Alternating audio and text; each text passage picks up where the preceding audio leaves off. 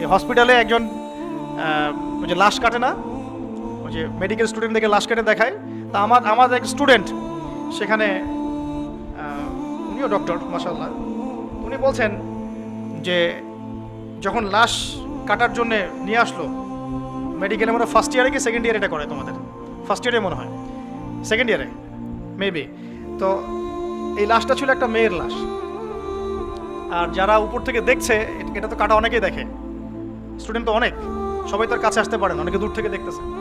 তো যে টিচার এই কাজটা করতেছে, সেই টিচারটা করতে গিয়ে মাথাটা এখানে কিন্তু খুলে ফেলে, কিছু একটা দিয়ে আঘাত করে খুলে ফেলে।